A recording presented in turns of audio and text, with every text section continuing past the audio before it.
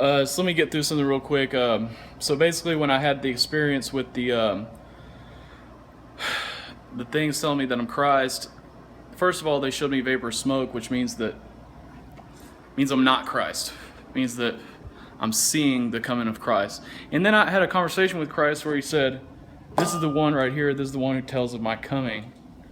And then it just got to the point where I started calling out all this stuff as a big propagandist, as a big alien propaganda stunt, and Jesus basically was talking to me. This is a guy who was abducted 2,000 years ago. And I was like, look, these things are not malevolent. Look at this. They're going to neuter everybody. It just doesn't work like what you think. There's disparities in your understanding. We live in an age of technology, and I'm just telling you. God. Anyway, so he just kept saying, Tanner, you're taking my breath away right now. Anyways, look, the point of the story is this. They eventually just told me that I'm Christ. And here's the thing. A feeling came into my body, into my chest, and it was just a pure sensation of love.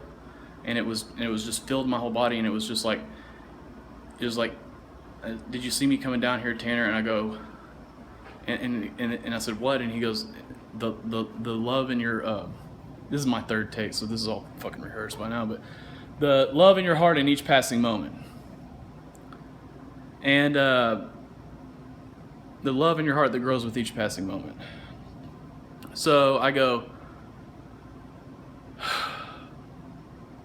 and I got post-traumatic stress. And like I said, so anyways, from the Soviet brainwashing facility, so when I hit that little thing, I'm like ticking out right now. But anyways, look, the point of the story is this. I had a friend, he told me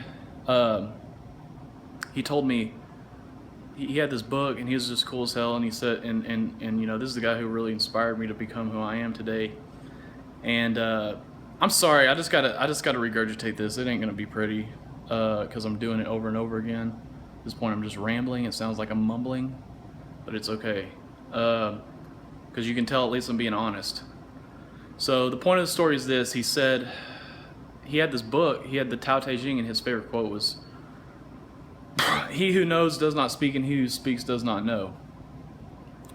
And so I picked up the alternate translation, which came in when I was at that Soviet brainwashing facility, substance abuse felony punishment facility in East Texas, which I read in a book, $1 Trillion Conspiracy, is actually a Soviet MK Ultra brainwashing program that is known to cause suicide. And anyways, so I've got post-traumatic stress from that pretty bad, but anyways, I picked up the book. The first thing I flipped open to was that quote.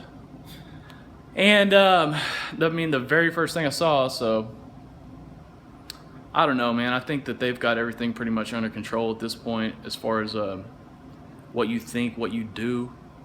Possibly every single thought in your entire life has been something that they've at least had control over to some extent.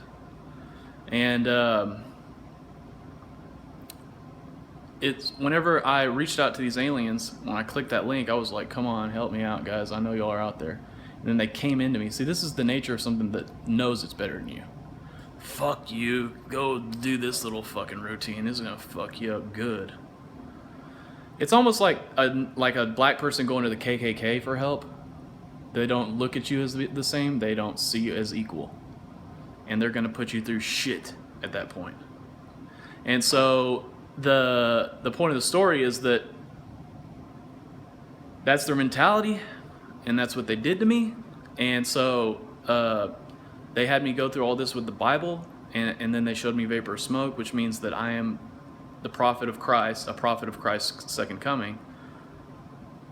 And then I had conversations with Christ, and then the next thing was, I started telling them about this and started going into it out in the open. And I think that I got a little too defensive to where they don't even want to do the invasion strategy now, because they expected everybody just to buy into this vapor of smoke. It's like the little Trojan horse, the last little like Jenga thing in the set. They pull it out and the whole thing collapses, or they kick one card out, and they're counting on that, And now they're like, oh God, kind of threw us off. You know what I mean? We really expect you to buy into this, And so I'm pretty sure this is just a program they run across the universe. And you know, as somebody gets to be Christ, and then they do this routine, and then they bring in false assurances, and then instead of the whole planet going into like a defenseless state, you know, where your guard's down, now we've said this, and we're going into a defensive state, in their opinion, you know, possibly that's going on, you know. But either way, that's what I would hope, more than, you know, for people just to give up anyway. But anyways, I wanted to testify to this with my eyes and my mouth, and let you see my face, and let you see what I believe has happened, what I know to myself has happened, or, you know, at least what I believe. You can see in my eyes that I believe that I've experienced this. So I mean, I wish I could just say that everything's simple and great. That's what they want. That's why it says you must be simple. That's one of their mandates that they put in the Bible, because they want you simple-minded. They want you to take things at face value. And the whole program was for me to go to a mental institution and end up saying that I'm Jesus, and then that be the only unforgivable sin, and then have me believing for the rest of my life that I'm in a mental institution. Because I've actually had that thought coming to me. Like, Tanner, you're in a mental institution. Come out of it. Come out of it. I was like, holy shit. My mind is kind of strong, and I'm not trying to brag, but it was so fast that it came to me that that's what they were doing. It was like pure. It was like, because I'm pretty good on instincts and threats and evasion of threats and stuff. I mean, I've got a really crazy instinct, and it should be world renowned by now. I'm not sure, but I mean, it's in music and stuff. But you know, so it is world renowned. So the thing I can tell you is that it just came to me so fast. It was like, whoa, that was a at first it fucked with me for about a day, and then it hit me. It hit me like instinct, you know what I mean? And then I just started putting things together at that point a lot more.